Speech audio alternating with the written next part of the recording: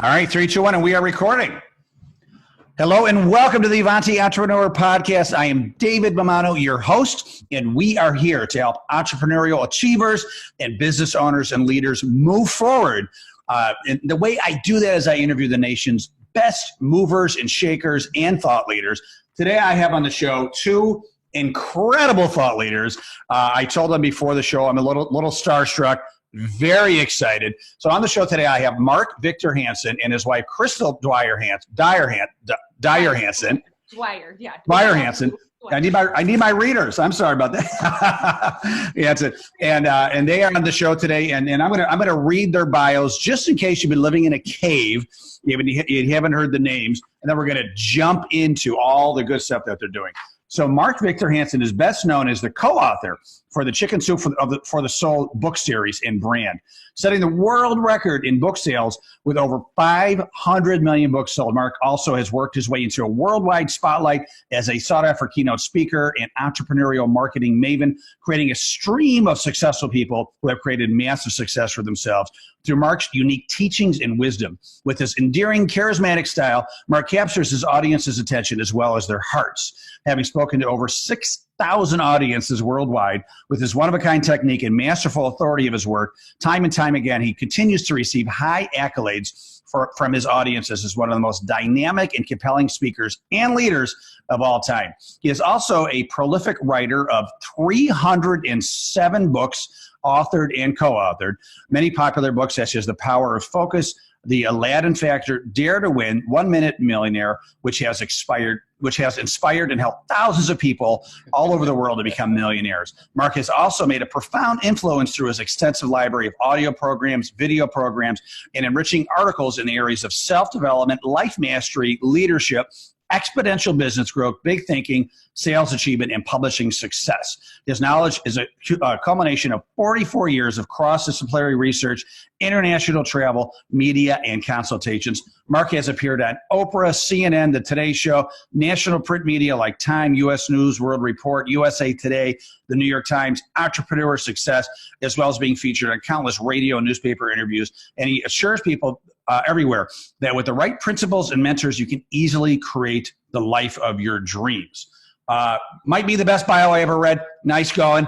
I'm going to move into Crystal's now. So Crystal Dwyer Hansen is a entrepreneur, certified life coach, and a wellness nutrition expert whose personal coaching, speaking, CD and audio programs, books and articles have helped people all over the world. Crystal's expertise is in the field of human potential. Those who have worked with Crystal have experienced profound and lasting transformation in relationships, career, health, and wellness.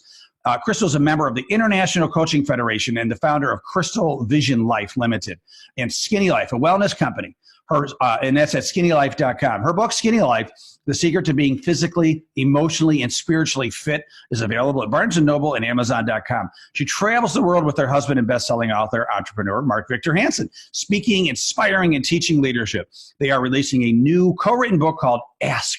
The Dreams from Your Dreams, The Bridge, yours has it too. The Bridge from Your Dreams to Your Destiny in the spring of 2020. They are both passionate about the health of our planet and the need to create comprehensively sustainable energy and water solutions. Together, they are the owners of Natural Power Concepts, a Hawaii-based company focused on cleaning up the planet through natural energy devices, a metamorphosis energy and renewable energy development company. They live happily in beautiful Scottsdale, Arizona. If I do have a mic, I'm going to drop the mic because those were fantastic bios. Congratulations, Mark and Crystal, for all the incredible goodness that you are putting into the world. Well, thank you for doing this show, and thank you for helping entrepreneurs take little value and make it massive value to the marketplace themselves, create a future and a fortune. Absolutely. Well, thank you so much. I'm honored to have you guys on the show. So Mark, people instinctively probably think when they hear your name, they instinctively think of Chicken Soup for the Soul, even though you've done so much other work, right? And now with Crystal, by your side as your partner, bringing that work to the next level, you guys are really you're the dream team, right? So. We are. We feel very grateful for that, David. It really makes a profound difference in one's life. We feel very thankful that we found each other and that we wake up every day with the same attitude of wanting to make life wonderful and make life work. And it makes it a lot of fun. You know, we do business together, we do everything together. A lot of people say, we can't believe you guys can stand to be together as much as you are. Yeah. Well, if you're watching this on video on the Avanti Entrepreneur channel on YouTube, I mean, you guys, you're almost snuggling. I love it. I could, you know, I'm in New York, you're in Arizona. I could feel the love. You know, it's great. It's great to see that. You know, to spend so much time together and still feel like that. That's wonderful. Well, she is my bucket list number one, and you know, everybody wants just to have a soulmate, but the higher level of that is twin flame. That's where you put two lit candles together, it jumps fourfold, and she is all that and more. Yeah, together, I love it. Together we burn a lot brighter and higher. I love it. It's like 1 + 1 = 1,000, right? So, Mark, I want to start with you a little bit going way back, and you've probably been asked this question a million times, but I just want to start at the beginning of the journey before, you know, the whole world knew your name. You know, your first hit, I'm going to think, was Chicken Soup for the Soul. And how did that, you know, going back, how did that come to be? How did that, your life's journey get to that moment where you and Jack Canfield launched that book? In the most concise thing I can do is say that I was doing professional speaking since 1974. Jack and I met, we were both talking to 6,000 people at a great conference in San Diego, a health conference. He came up to me and said, "Do you know me?" And I said, "Yeah, you're Dr. Jack Canfield." "Of course I know you. I just attended your seminar and now you attended mine." He said, "Well, let's go to lunch." I showed him how to do short stories that were heart-touching, soul-penetrating. Longer story, we decided to get together and made it into a book series because people kept saying, "Do you have it in a book?" And we did it. And thank God, after 144 rejections, it worked. 144. Yeah, so that is a story right there. I'm joking. Oh! Road, Jack. And I said, "Look, if you don't like him, I'm a nice guy, but still 144 right later." Oh my God! Well, you know, you hear the Walt Disney was rejected like 600 times or something, right? So you hear these great stories of persistence, right? So, yeah. and all the people that rejected him, right? How sorry were they? Right? All because of a little mouse. Right. And now Chicken Soup for the Soul, you've obviously done a lot of different iterations of that book, right? I mean, when I told you before we started that my previous company, I ran a magazine. It was a magazine for high school students. We would help them with college, career, and life planning. And we featured your book, When You're Chicken Soup for the Teen Soul, which was wonderful. Yeah, it was a great book. And 19 million of those. So I'm really thankful. And our publisher had said, "I got teenagers, they're not going to buy this. They buy CDs, concert tickets, and clothes. You give them $50 and they say them all ate it. It ain't going to happen, boy." And every time he said it wasn't going to work, it worked. So we're blissfully thankful. And thank you for serving a very needy, tough group, which we think we're serving with our new book, Ask, because Crystal will tell you, we think they're taking too much screen time. Well, I have three kids, right? 2 of them are teens, 1 of them's 9, and I call this, they have different names for the generations, millennials, X, etc. I'm calling this generation screen because it is right, right. It is the TV or the phone or the computer or the iPad, right? And if they don't have any of those, it's like, "Daddy, I'm bored." And I say, "Good. Yeah. Go play with sticks in the backyard. Figure something out," because that's what I do, right? Your imagination, right? Because the 2 of us were never bored, and I got an idea that was the same for you, David. I was never bored. You got this much to do, and then as a magazine editor, oh man, all kinds of stuff came to you, right? Oh my God! As a kid, my parents had to beg me to come inside, right? Because I was out riding my BMX bike, building forts, playing kickball, and now we got to beg kids to go outside, right? Drive them to go outside. It's just tragic because I think honestly there were probably moments when we were bored, but we were so resourceful. We had to be our own best resource. We had to get creative and think of things and get out there and ask for friendship. It's one of the things we talk about in our book is people are too isolated to ask these days. We had to really go out on a limb and invest in our friendships when we were all growing up. And it was a wonderful thing. Yep. Yeah. Oh, for sure. And you, in fact, what you just said, I think I'm going to tell you this quick story. So when I was in the middle of first grade, my parents moved back to Rochester, New York, my hometown. I was born here. We moved away. We came back middle of the first grade, moved to a new town, and I knew nobody. So I said, "Hey, Mom and Dad, I'm going to go out to the neighborhood, knock on doors, and try to meet new friends my age." And they were like, "Okay, different day, right? Just let your 6-year-old kid go out in the whole neighborhood." And I met friends that day, just knocking on doors. Hi, I'm David Mammano. I'm in first grade. Do you have any friends I could play with? I met friends that day that I am still extremely good friends with. And to your point, just the power of getting out there, asking, making friends, right? Developing your little network, right? And I sort of got one of my best friends I met that day. So what is that, like, 45 years later?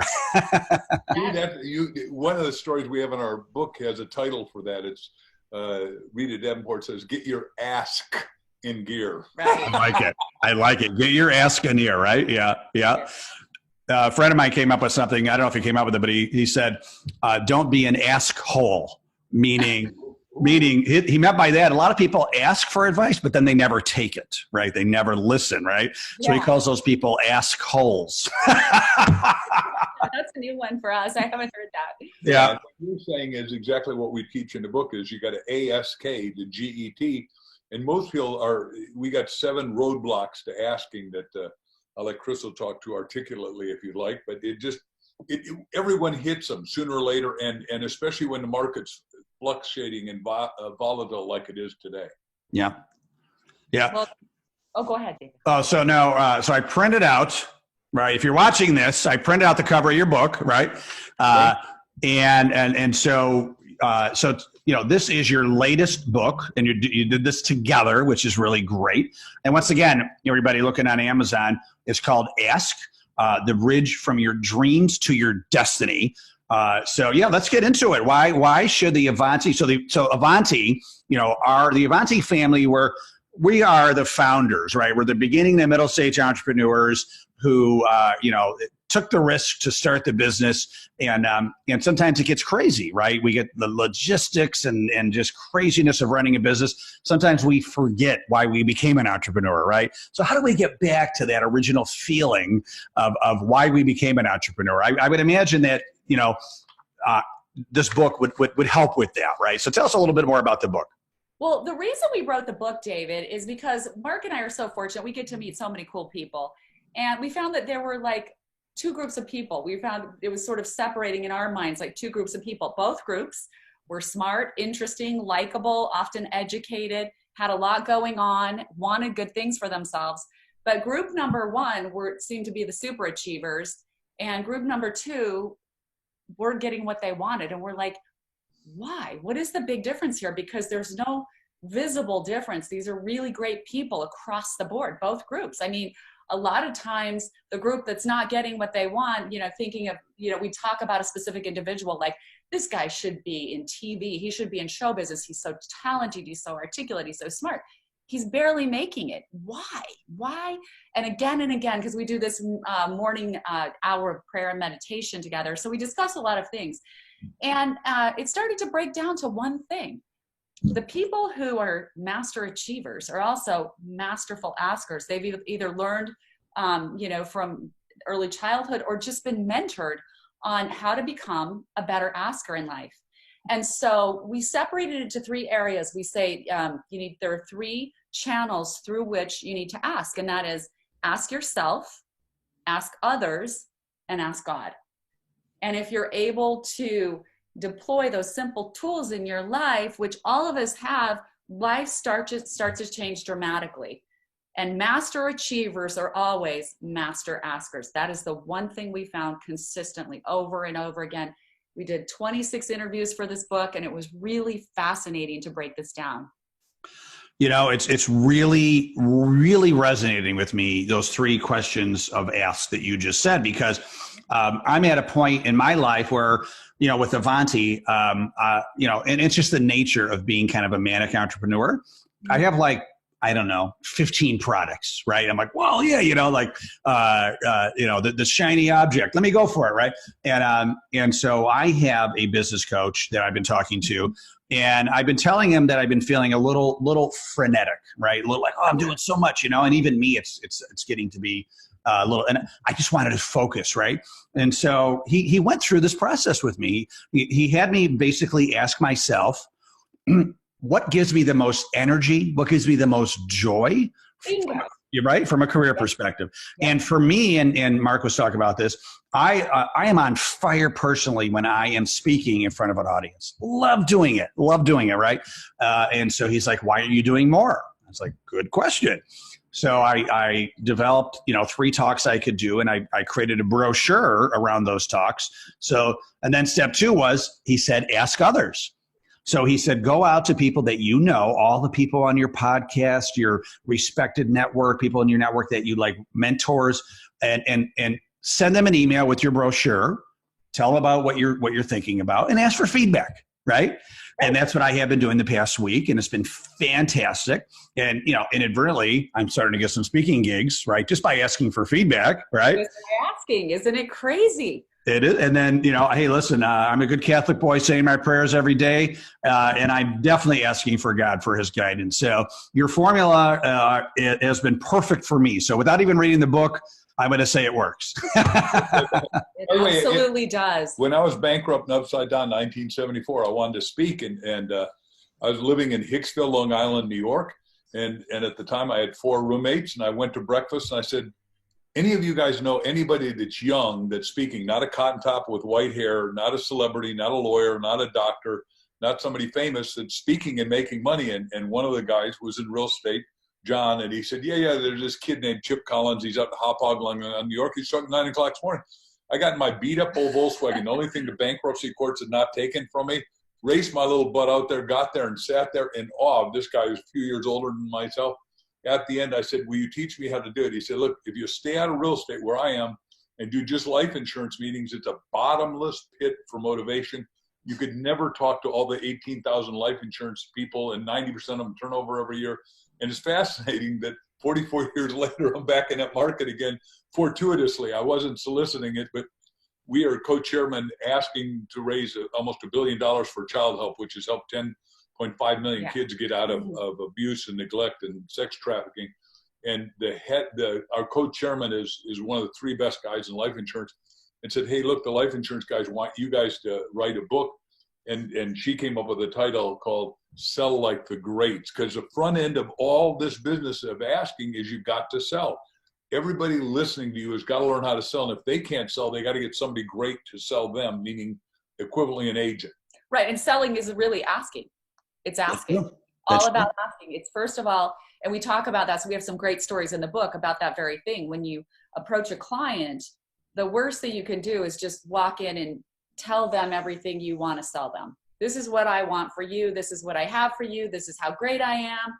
If you try to sell like that, if you try to approach business like that, you'll probably fail every time and wonder what's going on. I have such a great product. I'm such a great person. I'm so smart. I know so much about this. If you start by just sitting down and asking, what is important to you? What has, tripped your company up before? What are your worst struggles? What would it look like if you were able to solve those struggles? How would it feel if I were able to tenfold your production? How would it feel if I was able to take this problem away from you?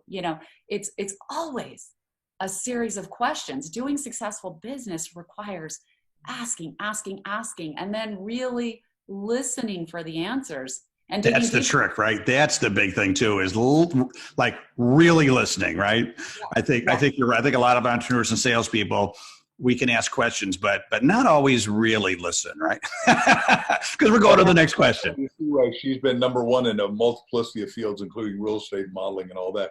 But same thing for you is that when I would sit down with a little general agent or manager or anyone in the insurance business, which is one of the businesses I'd ask you to go train in right now, because they're down in the doldrums and they can get back up. And if you give them, Zig Ziglar would call it checkup for the neck up. But if you're the GA or manager, I'd say, would you like you and your staff to triple their income, double your time off, and I'd shut up.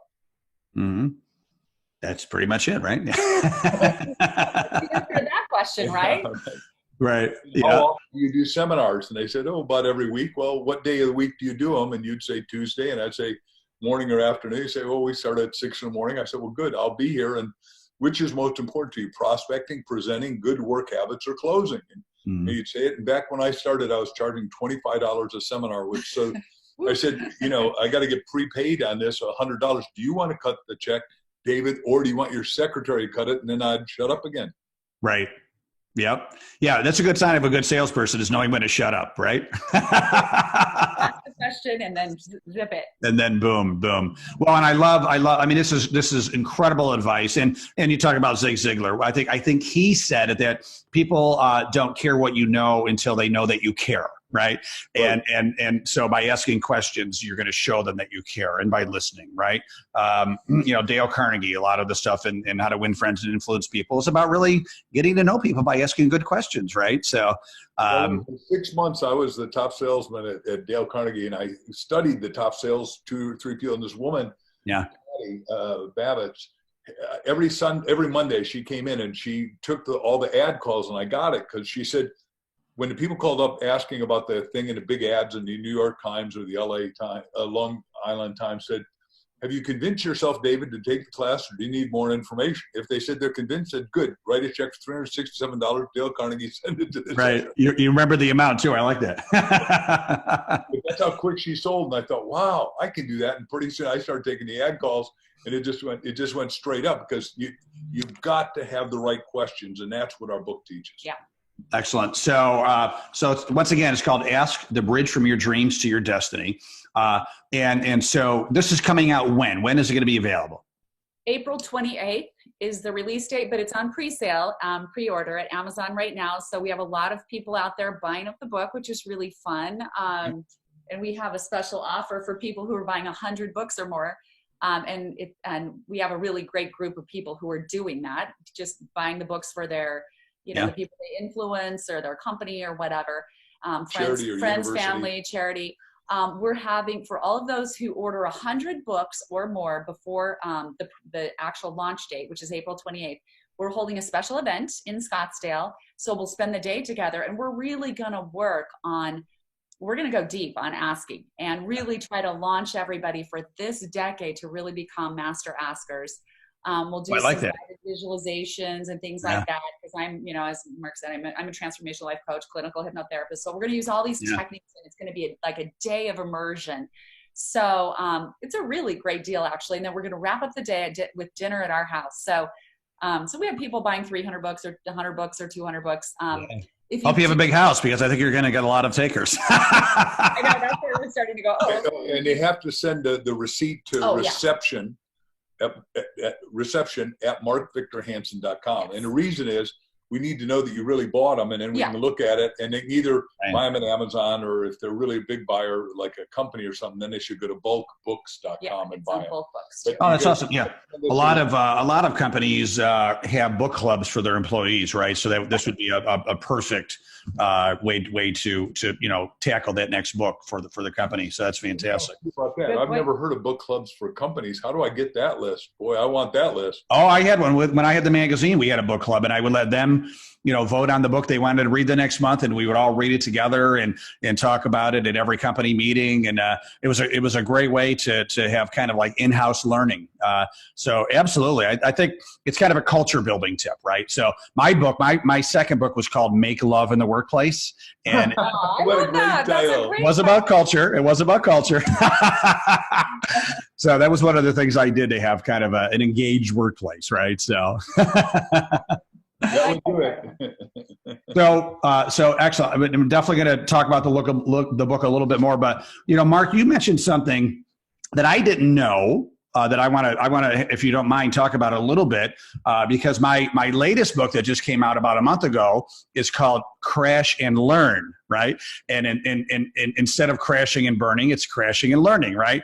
And the reason I came up with that is I do ask a lot of people on my podcast, oh, hey, you're doing great now, but tell me about a time when you crashed and almost burned, but rose again like the phoenix, right?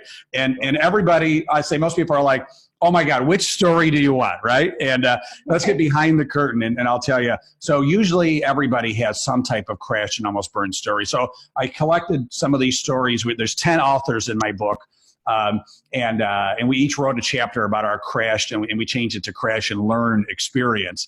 So you mentioned, I believe you said 1974. Like who would think the successful Mark Victor Hansen went belly up and bankrupt but was able to rise again. Would you mind telling us about that, experience? In graduate school, I've been with Einstein's best student was my teacher, Dr. Buckminster Fuller, and he invented a lot of important stuff, wrote 40 books, but invented geodesic domes, spherical buildings made out of triangles. And my mistake was I tried to be Bucky rather than Mark. And as a result, I built the Wall Street Racquet Club, Botanical Gardens, aviaries, but I was building out of PVC plastic exactly when the oil embargo hit, which is happening again today. The King of Saudi Arabia has decided to go after us one more time. And I was doing jokes then and say, the Arabs can write checks so big your bank's allowance. But I went bankrupt so fast, I literally had to check a book at a library because I had no money. How to go bankrupt by yourself. And what was amazing is that I'm on the Long Island Eastern Court steps, and a lawyer, an ambulance chasing a lawyer, says, "Hey, buddy, I'll take you bankrupt for $300." I said, "Buddy, if I had $300 right now, you wouldn't be here." And for 6 months, I was hiding out and hanging under the sheets. And then I started speaking and started traveling. And everybody will respond to this, but I had a little Visa card that I put money in advance. Now, today we call it a debit card. Back then, they didn't have debit cards. And I bought a ticket for $750 to fly somewhere like Chicago or LA or whatever it was. And I'm on the airplane, and all of a sudden they call my name over the intercom, and I go, "They caught me. I'm done for. I'm not going to make this talk," because I had to go do the talk and sell some product so I could have money to pay off the talk. And people, luckily, they were just advancing me to a first-class seat because I was kind to the lady at the desk. Wow. I was sweating bullets, and I probably smelled bad. Right. It's the worst feeling, right? Guilty. I was honestly guilty. And the point is, everybody has a trauma story. Everybody has tragedy. And the objective in life is to overcome the adversity and see the advantage in it, see the silver lining in the cloud. And that comes back to you got to ask yourself. Right. And I love the question. Tell David and the listeners the question you asked yourself, because I think at that time when we're struggling, those questions become life-changing. They become paradigm-changing. But which one was it that you? What do I want to do with the rest of my life? Who am I? What do I really want to be? And what was the answer to that? Yeah, and the right life force was just like you, is that I want to speak because But you had a really specific answer that was. I want to talk to people that care about things that matter, that would make a life-changing difference. Yeah. And I sold my way through. I've been selling since I was 9 years old. I was a top greeting card salesman. I can go there if you want, but I'd sold and gotten an audio tape by the dean of speakers, the guy who created the audio business for all of us. Cabot Robert. He taught Zig Ziglar. He taught me. He taught everybody. So he's a great guy, and he and I became great friends. He was my mentor, teacher, superstar. I've been very blessed to have great and inspiring mentors. But I listened to this one tape when I was bankrupt. I'd sold my way through college. They gave me this audio. I never listened to it. I was too smart, cocky, arrogant, sophomoric. I knew everything, and now suddenly I'm bankrupt, and I'm so low I got to reach up, touch bottom. I listen to Cabot's tape. You're either the creature of circumstance or the creator. And I thought, wow, if I created this, which I did, I could uncreate it and go forward.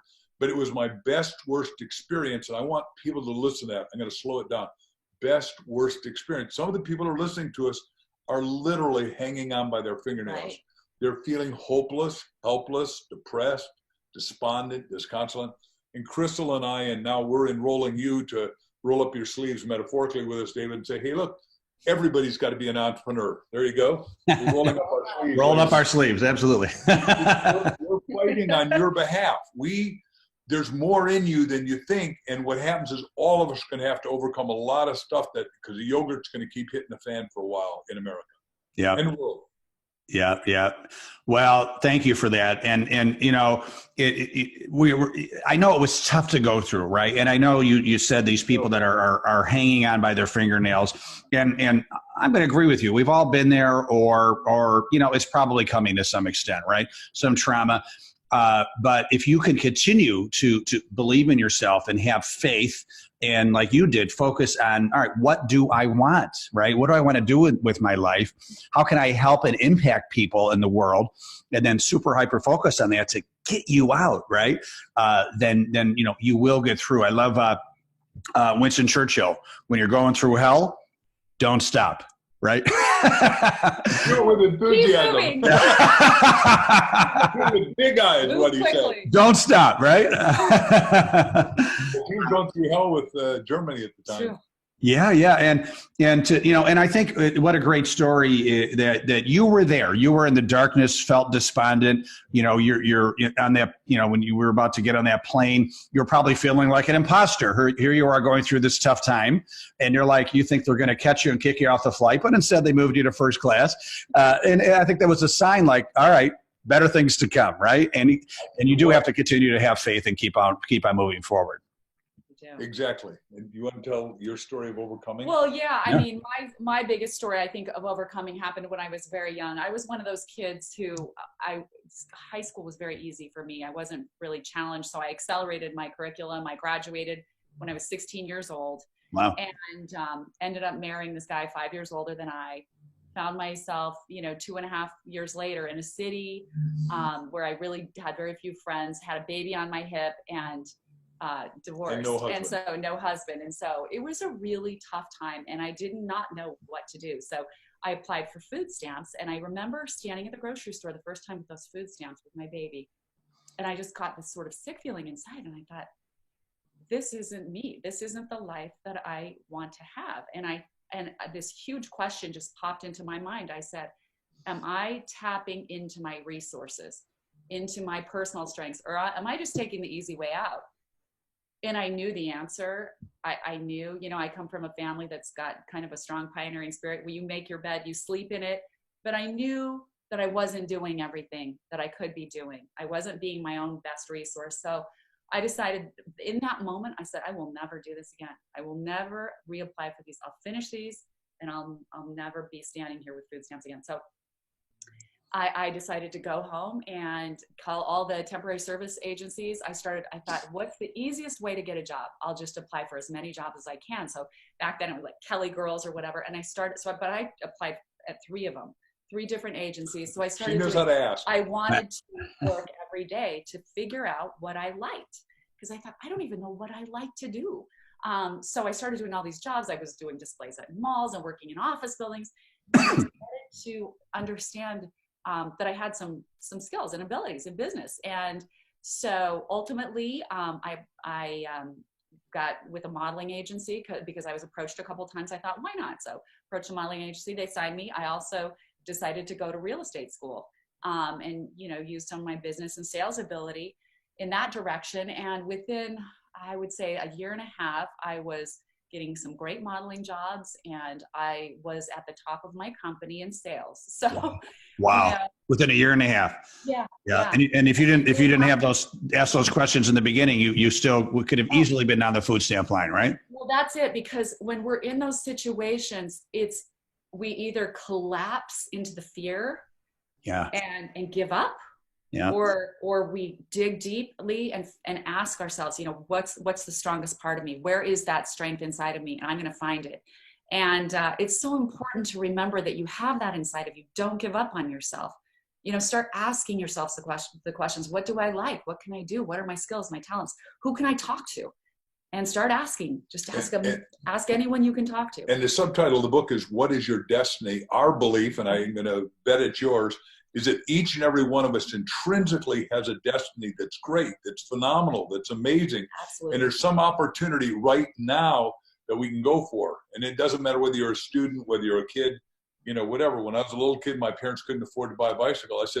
I read the Boy Scout Life magazine, said I could sell greeting cards on consignment. I looked up the word. I said, hey, I can afford this. It cost me $0. And I sold 376 boxes in 1 month or 2 months maybe. And 30 plus years later, I'm back with that same company. And then we sold 897,000 boxes of Christmas cards at Christmas. Wow. Mostly I wrote and Jack edited. So it was a fascinating thing, because I never expected to do that twice. But by the way, because of where we're at, and there's cycle volatility and cycles go around, every cycle purportedly repeats itself. In other words, day follows night, blah, blah, blah, blah, blah. And, we're not going to get that changed. And suddenly, like I said, we're back in the life insurance business. I was back in the greeting card business. And never expected that. Well, we're kindred spirits, Mark, because I did that too. I was a Boy Scout, Red Boys Life, and I sold those cards as well. I don't think I sold as many as you, but so we both did that. That's fantastic. I don't even know if Boys Life still comes out, but what a great magazine that was, right? By the way, I'm going to put in a political thing here. I wanted the Boy Scouts to last, and I'm sorry that a few bad apples have wrecked a great institution, because I think every boy needs fraternity and every girl needs sorority, and that's not going to change. And that's what we're saying here, and that's why we wrote the book Ask, is because we've got kids and grandkids, and we see them living on. And then when we've traveled around the world, in Asia, they've got 2 cell phones and they're walking with their friend and not talking to them. We're going, wait a second, right. you got to get these people to understand. They got to start asking. And back to what you said, the first thing, eyeball to eyeball, belly button to belly button. The old way of selling is going to come back.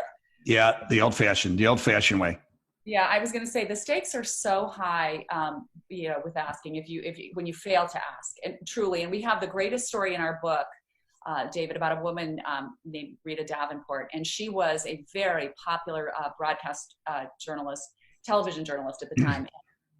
She was so good. She ended up creating her own cooking show because she just had this fabulous personality. The cooking show flourished. She had on all the greatest chefs. It was one of the top shows in Phoenix at the time. And so she had on Julia Childs and Wolfgang Puck and all of those amazing chefs. Interestingly enough, she had friends at the competitor station, and they told her, Rita, this is the funniest thing. This guy locks himself in his office when your show's on, and he just studies you. He watches everything you do. He's like, with you. We think he has a crush on you. And so she didn't think much about it. Well, Rita had this fabulous idea that she took to the corporation who owned her station. And she thought, this is so popular, I could create a food network. And she presented this idea. She said, this would be fabulous. People love food. They love all these different food ideas. We should create an entire food network. If you'll get behind me, I've written the whole plan out. And the guy basically said, no, Rita, that will never work. I know your show is great. I know people like it, but that's not a great idea. No one will ever watch food preparation all day long. Hello. The guy at the station studying her show took her idea and created the Food Network. Oh my God. And he admitted it to her years later. They were they were friends, acquaintances more than good friends, but they bumped into each other at a black tie event, years later, after he had just sold the Food Network for $3 billion. Oh, did he give her a little bit? Come on. She said, look, you took that idea from me. That was my idea. And he said, I know, I admit it. It was your idea. She goes, you could have given me a little something, that's kind of. Right. Well, she maybe she should have asked once that guy said no, she should have asked, how can I do this? Right. Maybe she should have called him. I know you're watching me. Let's do this together. Right. Right. Well, that's what she'll tell you today. She said, the fact that I stopped asking, I asked one time, and the first person that said no to me, I accepted that.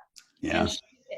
So the lesson here is, when you have something great, when her passion was so great, the feedback was so great, do not give up, do not accept no, keep asking and asking and asking. And that's, part of the strategy of asking is maybe you're asking the wrong person. Right. Go to somebody else, or the wrong people, or the wrong company, or the wrong group. You have to keep modifying your strategy, but the key is never stop asking. The fact that she didn't ask, she said that cost me, that was my $3 billion business loss. Yeah. Well, so I hope that she did something else and that was worthy of her destiny, because I think the most important word you have, I'll say it's tied, ask is first, but I think destiny is such an important word too, because, and you guys were talking about this to some extent, that we all have, I believe, a God-given destiny. And then second to that, I believe it's our duty to fulfill that destiny, right? Like we have to ask what it is, and then continuing to ask along the journey to get there, right? And I don't care, like everyone is my superior in some way. The bum on the street knows something that I don't know. He has a destiny. She has a destiny. Everybody has a destiny, but we all don't have the willingness, right? To have the fortitude and endurance to keep on asking, right? To get there. And that's why I can't wait to read your book. I might order 101 just so I can come to your dinner.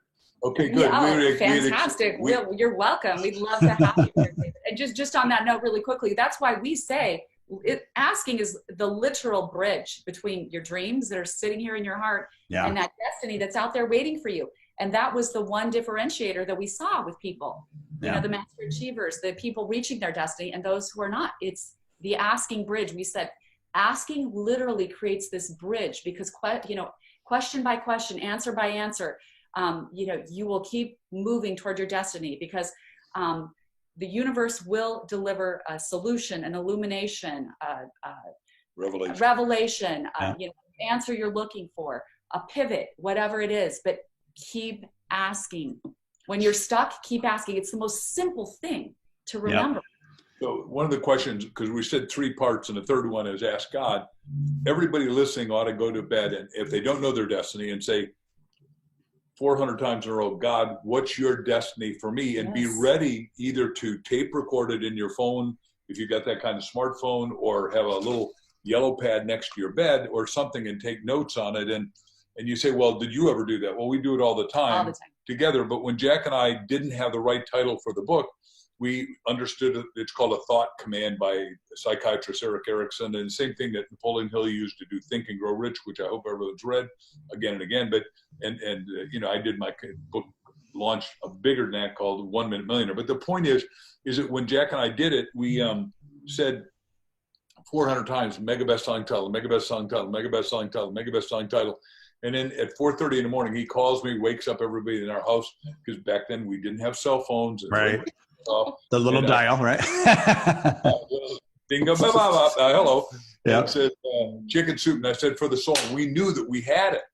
And it just, you know, God gave it to us. And but we need to ask deeply, because the point is the kingdom of heaven is within it. It shows up without at the level that you're willing to go deep, penetratingly within.